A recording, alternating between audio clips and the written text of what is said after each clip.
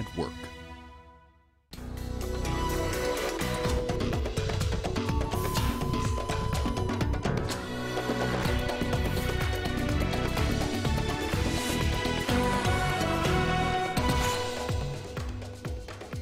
Preliminary findings exonerate Ethiopian Airlines pilots, saying they followed the required Boeing emergency steps. The UN chief deeply concerned by military escalation in Libya. And the search continues for a US tourist kidnapped at gunpoint in Uganda. Hello and a very warm welcome to Africa Live on CGTN. I am Lindy Mtongana in Nairobi. And with me is Raman Young with a preview of your business news. Thank you very much, Lindy. Here's what's coming up in business.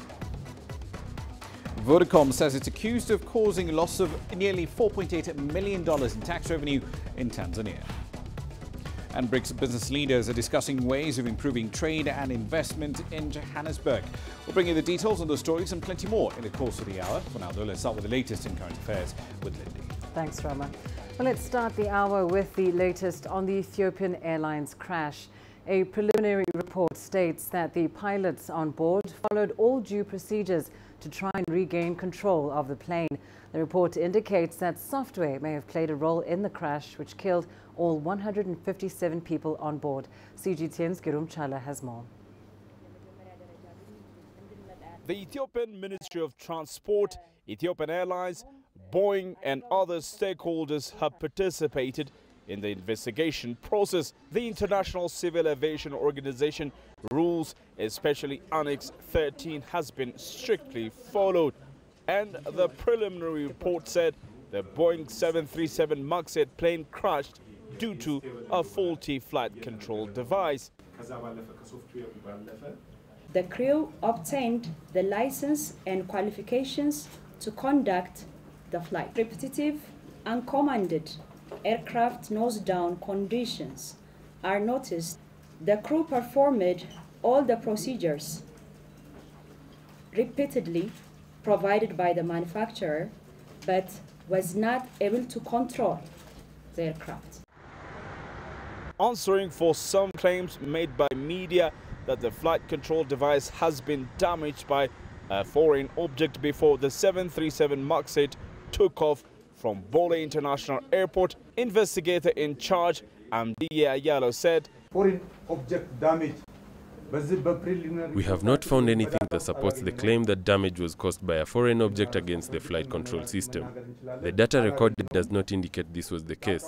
We can confidently tell you that." So, what is next? The government said it is preparing to press a charge against the manufacturer, Boeing. As the Ethiopian government, we're going to carry out the legal procedures as per the international procedures and as per our legal proceedings. The investigators have also recommended the manufacturer, Boeing, to review and correct the flight control unit and for other authorities to confirm changes made before the grounded 737 MAX 8s can fly again. The investigation of the Ethiopian Airlines Boeing 737 MAX 8 flight number 302, which crashed 6 minutes into air destination Nairobi, Kenya, will continue for at least 6 months or a year. The investigators have said the full report will come up with all other details and recommendations. But one thing is clear, Boeing will have lots of assignments to do before it puts the crash stories behind it. Group Dala CGTN, Addis Ababa, Ethiopia. Well, following that announcement there in Ethiopia, the focus now shifts to Boeing in the United States. Let's bring you more on this. We're now joined by CGTN's Giles Gibson in Washington. Giles, has there been any reaction thus far from Boeing? When can we expect to hear from them? We've had some technical analysis from Boeing. They've said that flight data from the Ethiopian Airlines crash shows erroneous angle of attack sensor input activated the anti-stall system as it had during the Lion Air 610 flight. Now that anti-stall system that they're talking about, that's this MCAS system, which essentially dips the nose of a plane automatically to stop it from stalling mid-flight. Now, in order to try and address some of the scrutiny over this system, Boeing have also announced that in the future pilots will be able to manually override that system if their nose starts dipping repeatedly, as investigators are saying happened in the Ethiopian Airlines crash. And of course, Giles, we've seen that Boeing has already taken quite a significant knock since this accident in early March. What impact, though, do you think this will ultimately have, particularly once the final report comes out? What impact will it have on Boeing's operations in the future? Well, look, this initial report does have some findings, some initial findings that are certainly damaging for Boeing, talking about the plane nosediving multiple times, talking about how the pilots used the emergency procedures recommended by Boeing, but that those procedures weren't successful in stopping the plane from actually going down. But look, we don't actually have an exact cause for this crash yet, and as we heard in that report, we could be a year away from getting the full details of the investigation. In the meantime, Boeing are really just trying to hang on to their existing orders that they have for their 737 MAX jet. Garuda Airlines in Indonesia, they've announced in recent weeks that they're cancelling a 50-plane $4.9 billion order, although it has to be said that certain airlines like Gol Airlines in Brazil, they have stuck by their orders and said they'll continue to do business with Boeing when it comes to these 737 MAX jets. And of course, as you said, it may be quite some time before we have a final report, but what should we expect, at least in the coming days?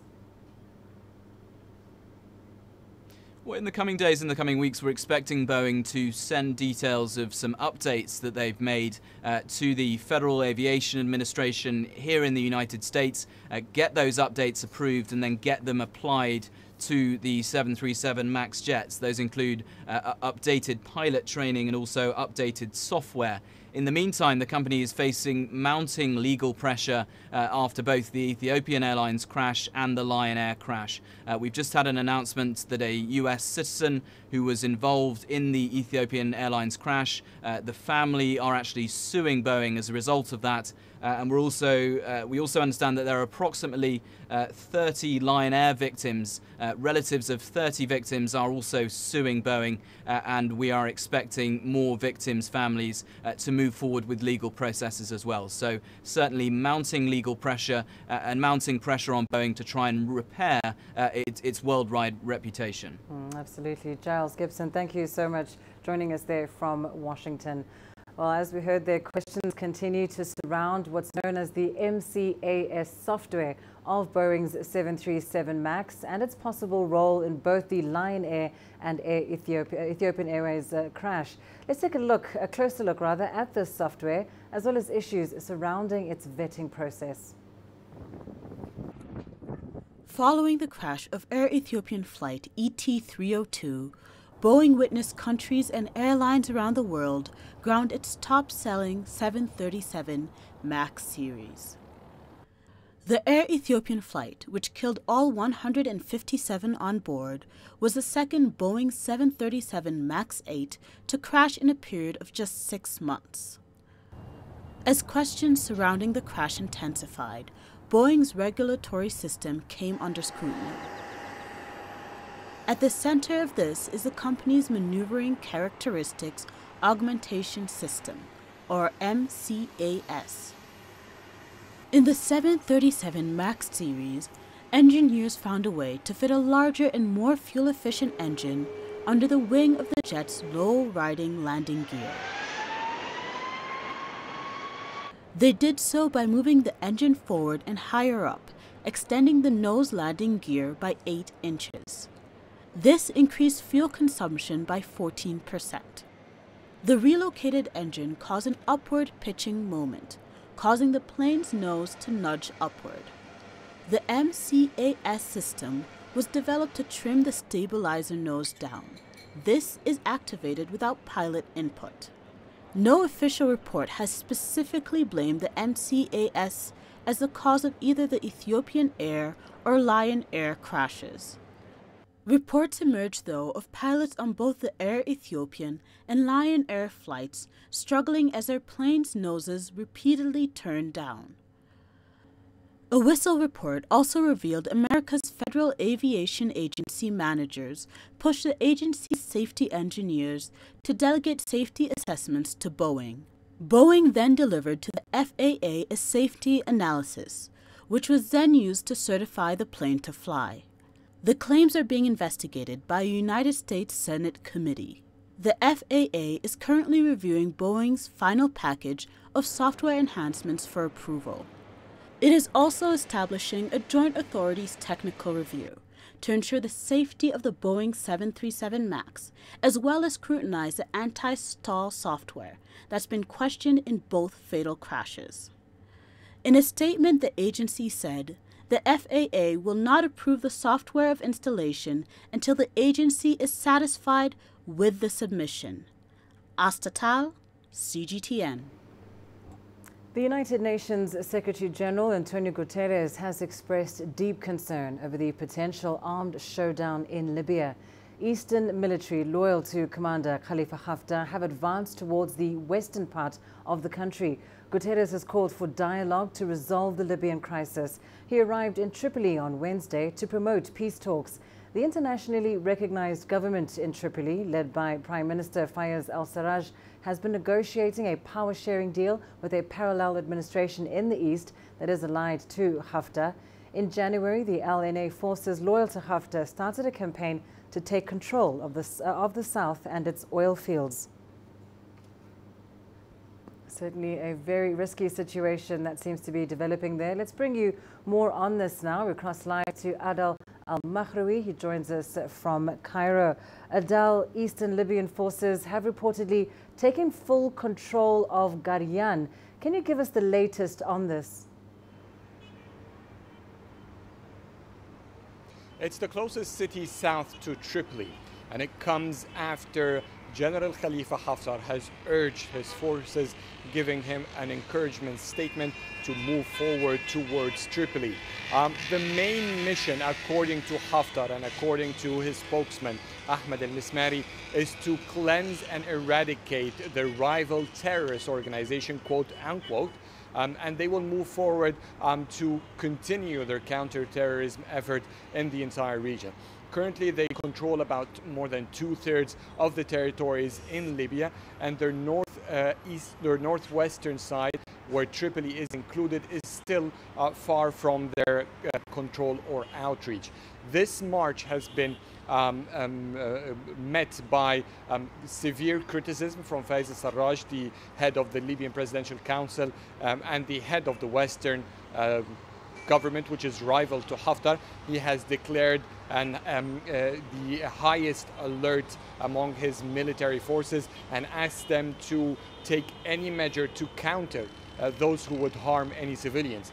Meanwhile, Haftar and his spokesman Ahmed al-Mismari stressed that they have given clear instructions to their troops not to engage with civilians.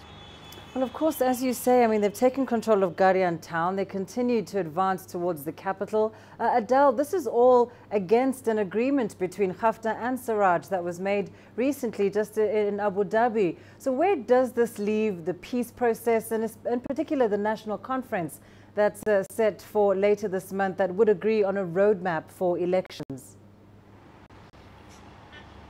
First of all, Lindy, Ahmed al-Mismari, the spokesman of the LNA, has just given a speech in a press live conference, and he doesn't believe that it violates any UN resolution or any agreements with the Western side. They believe, or at least they claim, that they are moving to counter terrorism and eradicate all the extremist militant groups in that part of the country. But of course, this is not a move that has been not welcomed by Fayez al-Sarraj or his supporters. There is an escalated tone, there is an escalated move. Tribes from both sides are declaring support to the other, and therefore everyone is saying that they were getting armed and prepared for any violation or any LNA forces trying to breach, which is an indication for an escalated possible war in the region. Secretary General of the United Nations, Antonio Guterres, is actually in Tripoli holding meetings and preparing for a national congress that should have gathered all Libyan troops by mid-April. He is in Tripoli while these escalations are happening. He says that he's extremely concerned. So the situation is becoming definitely more tense, despite that both parties say that they're only interested to counter terrorism and not hitting the other, which doesn't seem to be the actual case on the ground. Adel Al-Makhrawi, thank you so much for keeping us up to speed, joining us there live from Cairo. Now let's turn to news from Uganda. The country's Inspector General of Police has joined rescue efforts for an American tourist and driver who were kidnapped at the Queen Elizabeth National Park. The two were reportedly taken by unknown gunmen while on a game drive in western Uganda. Isabel Nakiria reports. The hunt for an American tourist and driver has entered second day, but according to police, there are so far no leads. The incident took place in Uganda's Queen Elizabeth National Park, one of the country's most popular tourist destinations. It borders eastern DRC, and Ugandan police say they've sealed off the border to prevent the kidnappers from crossing over to the other side.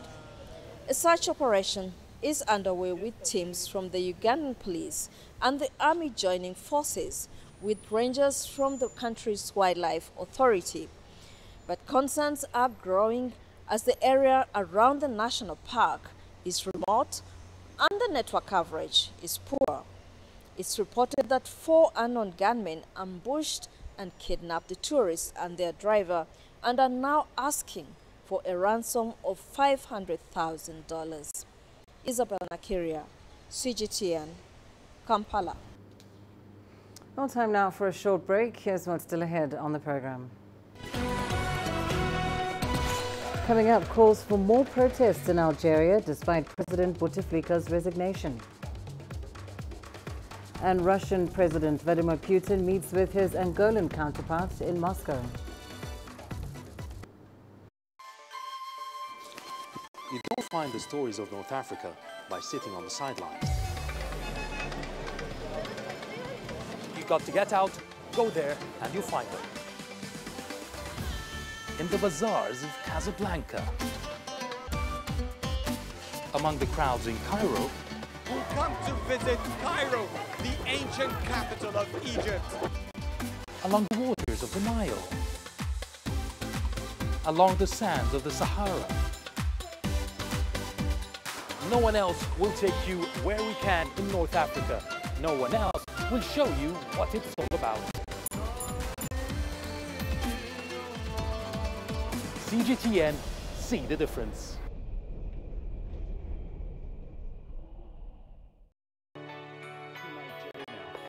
Economic data out of the country. The country's foreign currency reserves. With a dedicated and diverse team of anchors, CGTN now brings Africa to the palm of your hand.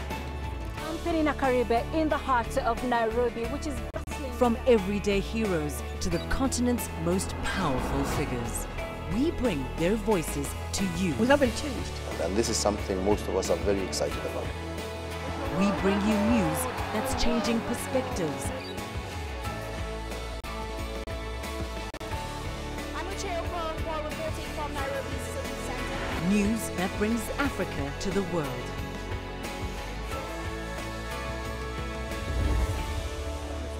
CGTN. See the difference.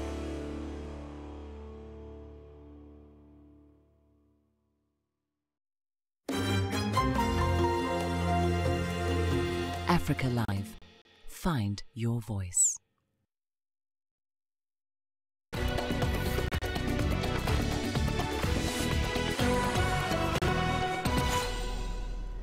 Algeria's constitutional court has declared the country's presidency vacant. This came after 82-year-old Abdelaziz Bouteflika resigned after weeks of protests. The president of the Council of Nations assumes the charge of head of state for a maximum period of up to 90 days. During this period, presidential elections will be organized in which the former head of state cannot be a candidate. Meanwhile, civil society groups in the country are calling for more protests to demand a political overhaul of the system. Well, a little earlier we spoke to Dr. Hassan Nafir, a political science professor in Egypt, on what next for Algeria.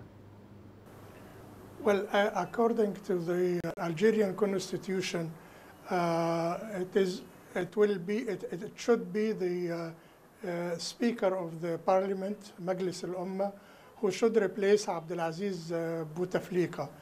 But as a matter of fact, in a time of uprising, the constitution is not really, cannot deal with a crisis situation.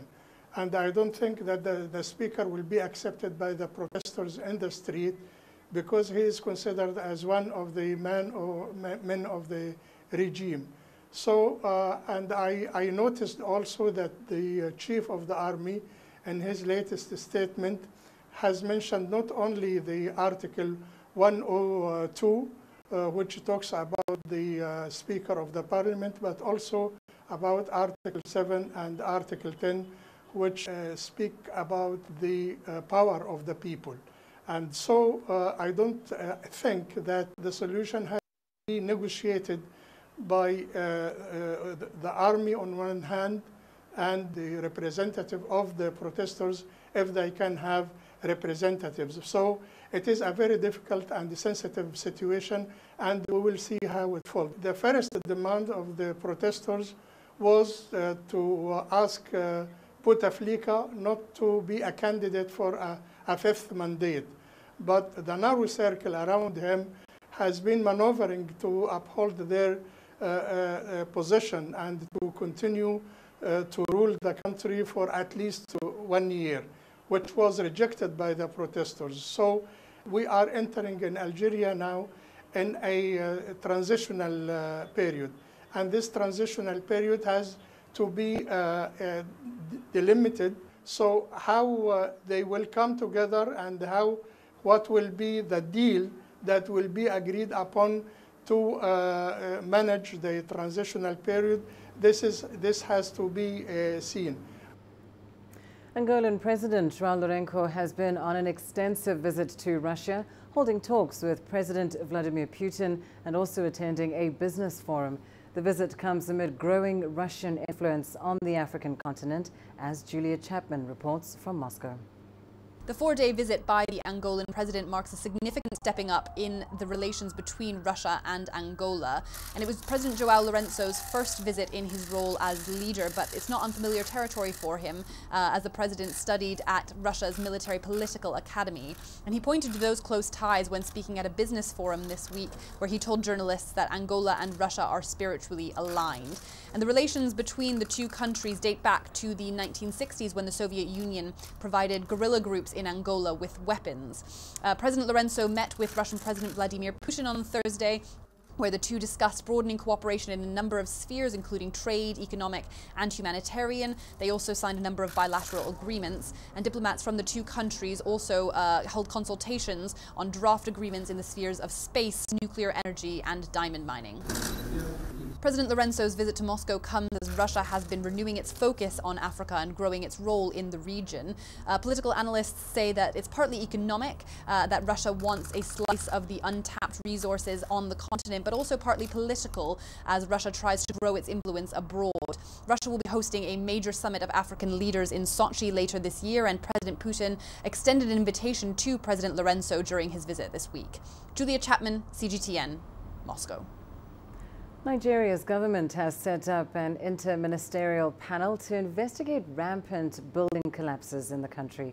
Recent collapses in the commercial capital of Lagos, in which dozens were killed, have triggered this investigation. CGTN's Kelechi Emekalam has more.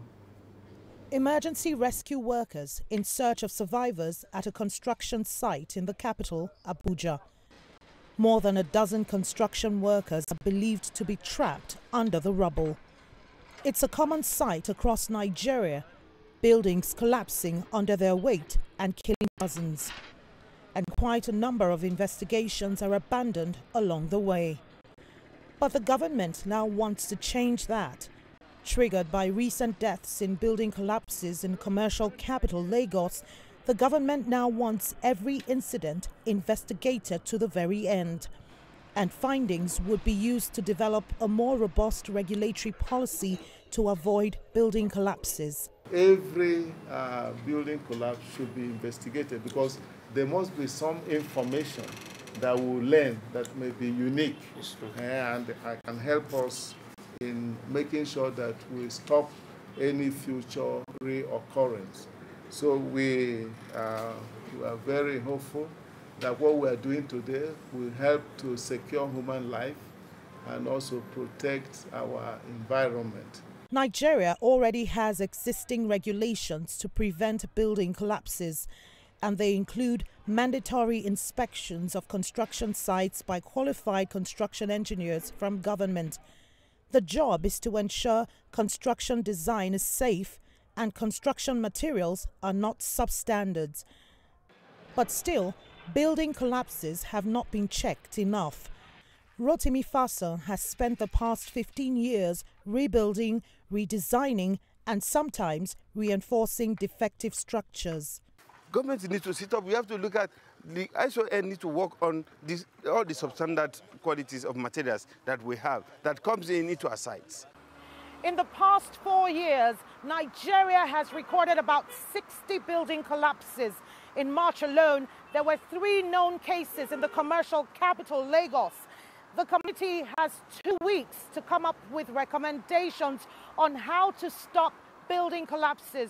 But even as they embark on investigations, many in the construction sector believe a lot could be achieved if only government enforced existing guidelines. Kelechi Emekalam, CGTN Abuja, Nigeria. Analysts have been weighing the pros and cons of Zimbabwe rejoining the Commonwealth, a bloc of former British colonies. This follows an application last year to the group by President Emerson Mnangagwa.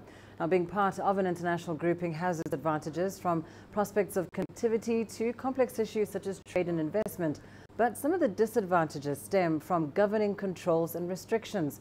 Former Zimbabwean President Robert Mugabe pulled the country out of the Commonwealth in December 2003 after the organization's heads of government suspended Zimbabwe following a presidential election that was allegedly marred by politically motivated violence and a decisively difficult land reform program.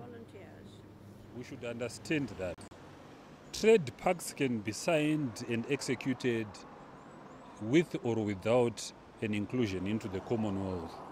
It's all about government policy, investment policy, that are polarized enough to favor the nation and also to favor the investor. Now, if we're to join the Commonwealth, what are we getting from the Commonwealth that benefits the nation? Zimbabwe has to navigate forward, it has to move forward, because diplomacy is all about going where you are embraced. They cannot continue to force on a brick wall. They can't continue to force themselves in. They will be involved in the Commonwealth at a time when there is mutual understanding between Zimbabwe's current political, social, economic problems and the aspirations of our Commonwealth. In Tanzania, a new project is encouraging young girls to stay in school. Founded by a former beauty pageant contestant who is now one of the country's youngest politicians, the project focuses on building schools and training teachers. CGTN's Daniel Kijo has more. With each brick, Jokate Mwegelo's vision for better education and an equal chance for girls to stay in school and excel becomes a reality.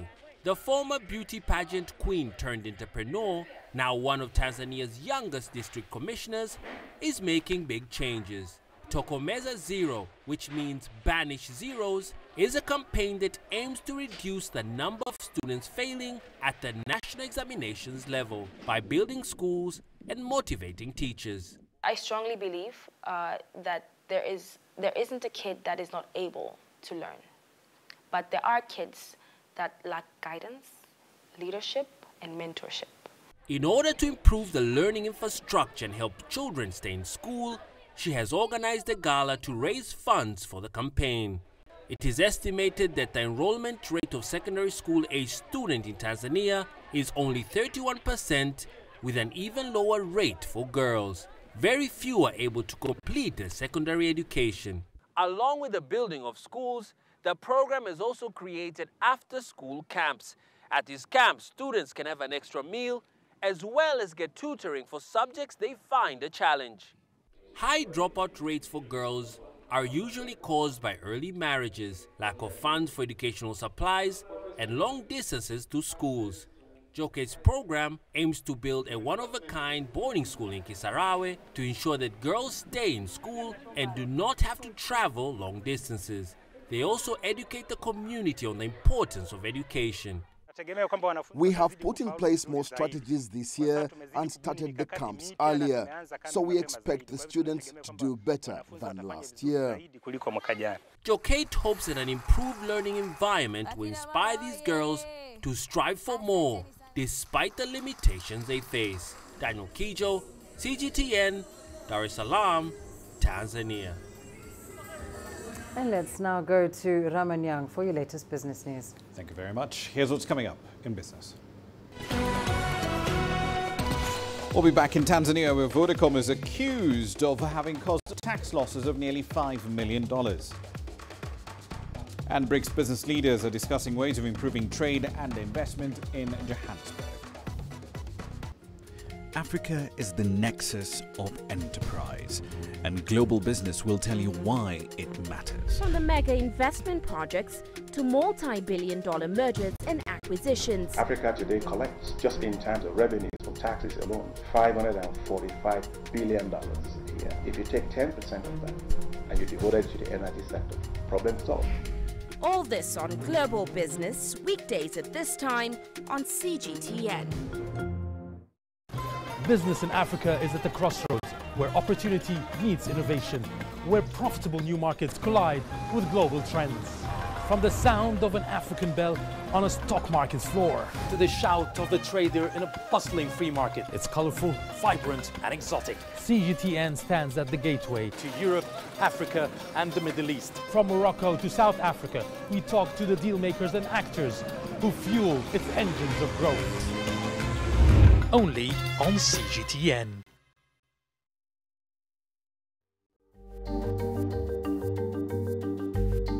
Africa Live. Find your voice.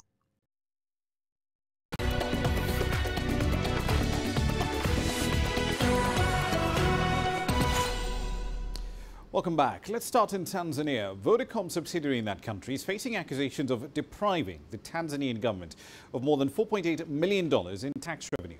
Now, that allegation comes in the wake of Wednesday's charges, which are leveled against its managing director and other senior executives over the attribution of fraudulent use of network facilities. Now, this running comes 2 years after the Joburg-based firm listed its Tanzanian unit at the local stock market, following pressure from the East African state's government to increase levels of domestic ownership.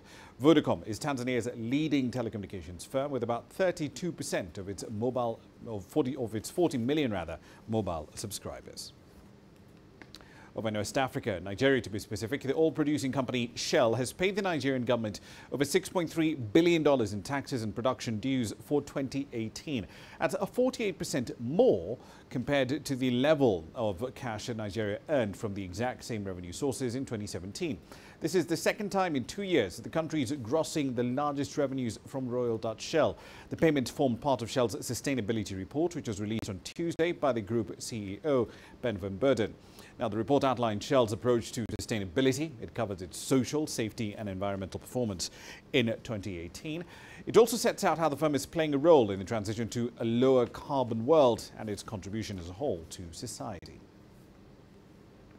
On to South Africa now. The 5 members of the BRICS Business Council account for roughly 40% really of the world's population. Now, if you include the rest of the African continent, that number jumps to well over 50%.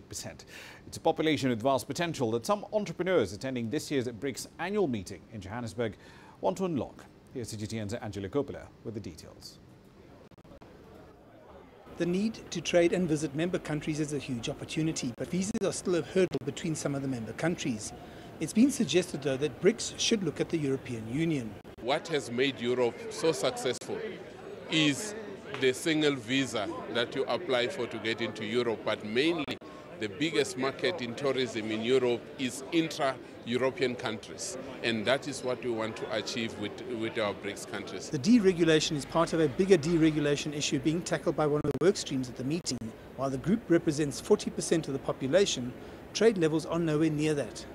Typically in the areas of mobility of people, on visas, making sure that bona fide business people gain easy access into the BRICS countries. And beyond that, also the ease of doing business in countries. This is a critical thing. If we want to set up operations in other countries in the BRICS world, we must be able to do that in a seamless kind of way. The aviation sector is a critical component of a business person's planning because of the difficulty in commuting between BRICS countries.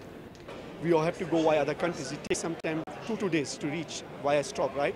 So, and secondly, we decide, what we need to do, we need to have bilaterals within countries.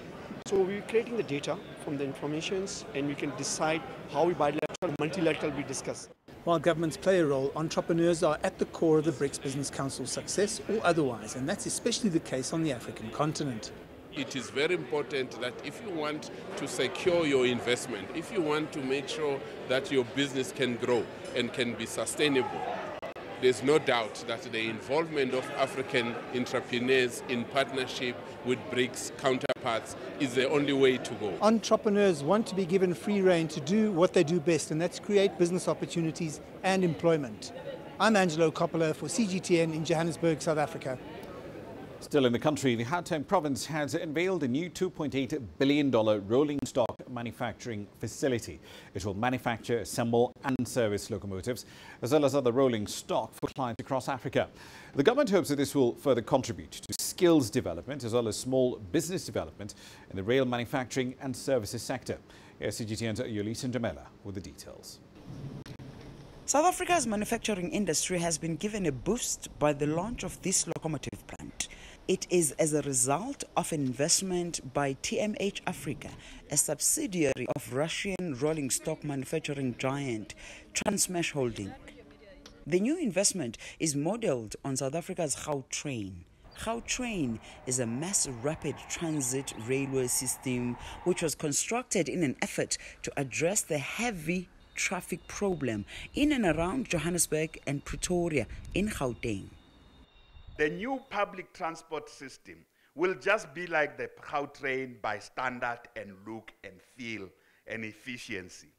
The Gautrain is not about separating classes. It was a demonstration that we can build a speed train in Africa that works. An added advantage will be upskilling of the workforce. The investment will go a long way in helping with the dilapidated rail infrastructure in this country. It's also a source of employment for thousands of people. This is also seen as a response to the call by President Cyril Ramaphosa for more investment in this country. In addition to retaining jobs and growing jobs, increasing the number of jobs, we also look at how we can support the businesses where they are located, the infrastructure, the roads. Everywhere I go, the people of South Africa, the people of this province say jobs, jobs, jobs, jobs. Makura says South Africa's government is always cognizant of the fact that South Africa has a role to play in attracting investment opportunities not only for this country, but for the rest of the continent. Part of our strategy is to help take Gauteng-based businesses into Africa. We call it Gauteng has a role to industrialize Africa. Re-industrialize South Africa, but to industrialize Africa. So even with that, it's a very good thing. It is expected that this plant will bring innovation and efficiency in the local manufacturing industry. Lindy Mtongana for CGTN in Benoni, South Africa. And finally, Goldman Sachs recently announced that it's adopting a much more casual dress code. Many see it as a bid to attract much younger talent and project perhaps a hipper image that mirrors some of the most innovative companies in the world, which more often than not are tech firms, not financial ones. Here's CGTN's Karina Huber now with more on what some are calling the end of an era. That's a wonderful suit. Don't tell me, let me guess. Valentino Couture. That scene in the 2000 film American Psycho captured Wall Street's long affinity for finely tailored suits. But times are changing. Goldman Sachs recently joined several other banks in announcing it would be ditching the suit and tie only dress code for its employees. The firm had already relaxed clothing requirements in 2017 for those working in its digital and technology divisions. In an email to staff, the 150-year-old bank said, given the changing nature of workplaces generally in favor of a more casual environment, we believe this is the right time to move to a firm-wide flexible dress code. The memo was signed by Goldman's CEO David Solomon, who also moonlights as a DJ. Some experts believe the change is about wanting to attract millennials, who might be more drawn to the work culture in Silicon Valley. But fashion and retail consultant Robert Burke says the move is also about branding. I think it also is making sure that Goldman Sachs looks and feels modern like some of the most successful companies, which happen to be tech companies. The email didn't specify what exactly constitutes a flexible dress code. It simply stated employees should use good judgment in wearing clothes that are appropriate for the workplace. Burke advises it's better to err on the side of caution. One doesn't want to go into the polar fleece kind of vortex of wearing vests. That takes it in a different way and probably would influence the way the customer of a Goldman Sachs would look at their executives. The work uniform of today may be more casual, but experts say Wall Street's obsession with status isn't going anywhere.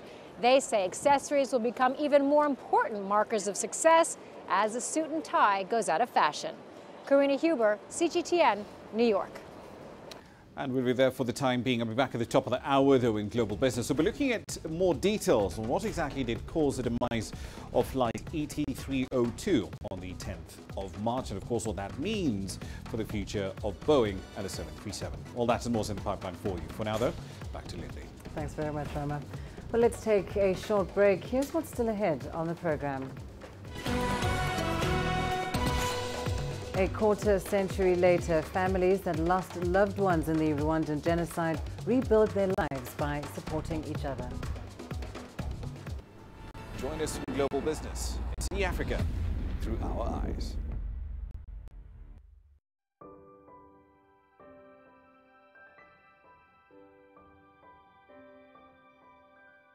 China has 35,000 plant species, 1/10 of the world's total. A cradle of civilizations. Elements of life turn into a journey of beauty. It spreads for thousands of miles without an end. Favors of nature. Creations of mankind. Carols for plants. Praises for life. The journey of Chinese plants, only on CGTN.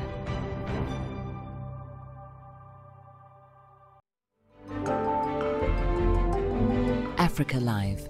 Find your voice.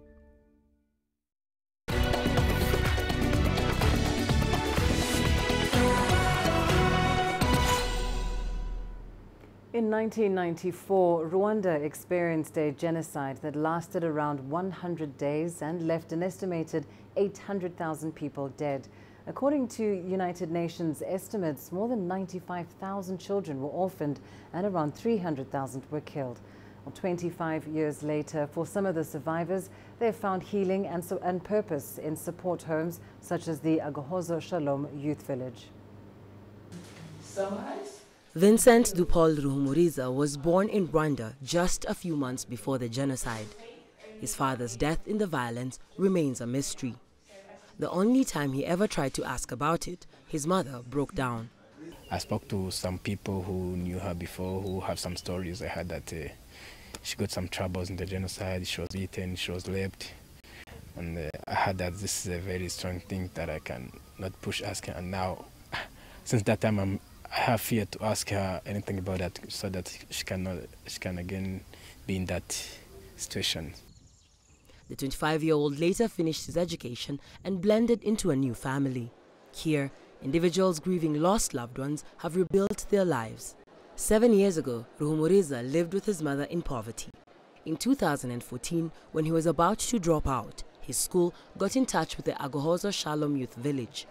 It was set up in 2008 by a South African-born lawyer, Anne Heyman. Heyman and her husband raised more than $12 million to help care for families ripped apart by the genocide. Emirita Mukarusagara spent months hidden by a neighbor, heavily pregnant. She was terrified and filled with grief after her husband was murdered. Since then, she has fostered dozens of vulnerable children, including Ruhumuriza, who needed families. Some children remember well and others very clearly. In my family, one guy told me that it is so hard for him to call me his mum. After 1 year, he repeated that to me. After a long time, he changed dramatically, and he told me since he realized my value, he decided to call me his mum. The village is a boisterous community where children live 15 to a house. They are watched over by a foster parent. They are all encouraged to call mama. Raising children who don't know who their mothers and fathers are is difficult. But then they grow up to be adults and they decide to call you mum. That makes me so proud. Ruhumuriza threw himself into his studies and became the school president. He later graduated and found a job in the construction industry. You know, when you reach in the village, they used to teach us every day the benefit you get from this, the reason, the philosophy behind of having mama, the village, having the brothers in the village. In the end, that came to be also like my motto, feeling that someone is my brother and acting, giving him more come in my life as my brother. That helps me a lot. He is one of more than 850 children who have passed through the village's 26 houses. Although the children of the genocide have grown up, many more come seeking refuge, such as those orphaned by accidents and disease. Alexandria Majala for CGTN. Nigeria has been experiencing very harsh weather since March. Temperatures have gone as high as 40 degrees Celsius. The weather has had a huge impact on the lives of ordinary Nigerians, and experts warn the weather pattern will continue for some time. Business is booming for Mark. He's a sachet cold water dealer in Nigeria's capital, Abuja. For the past 1 year, Mark has been using a locally made cooling system to provide affordable cold water to roadside sellers and other businesses. The recent heat wave that swept across the country has boosted and doubled his sales.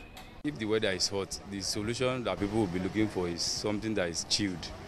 And people that are not very rich, they don't buy bottled water like that. They prefer the sachet water that they can buy 2 at once. That's 50 cl. They can buy 100 cl with 20 naira. They buy 100 cl. That's 2 sachets. And they drink and they continue. Weather temperatures get as high as 38 to 40 degrees. Pedestrians have to brave their way through the rays of the sun as they go about their daily activities. More Nigerians are now forced to spend more time trying to stay hydrated. First implication is that climate change has become a public health phenomenon. So when you have heat waves, the body is dehydrated, the young, the elderly, people that live sedated lives. These are the kind of people that have, immediate health, reactions to heat wave. And scientists are telling us that heat waves now do cause morbidity, deaths, fatalities, and diseases in the human body. And that's the level of public health. Rainfall is expected to begin in May. Experts warn that these harsh weather patterns will continue. They call on authorities to make long-term plans to slow down the effects of climate change by reducing carbon emission. They also warn of the cutting of trees which provide shelter and reduce heat. Chamgono, CGTN. Senegal has been celebrating the 59th anniversary of its independence. The theme this year is defense and security, and about 4,000 soldiers and paramilitaries were on parade at the Boulevard du Général de Gaulle in the capital, Dakar. Heads of state from Madagascar, Liberia and Gambia, who also attended the inauguration of President Macky Sall, were guests of honor at the parade. Since I was a young boy, I have come to see the parade on April the 4th. It gives me a sense of pride to come and see our defense forces and for them to show us our military arsenal. I'm also happy that there are African presidents who came to attend the party. I am proud of Senegal. Coming up in your sports news, up next. Egyptian side Al Ahly ready for the CAF Champions League quarterfinals. Africa, where champions are made, records are broken, legends are born. We're there for every goal, for every knockout, for every step of the way. Match Point, only on CGTN.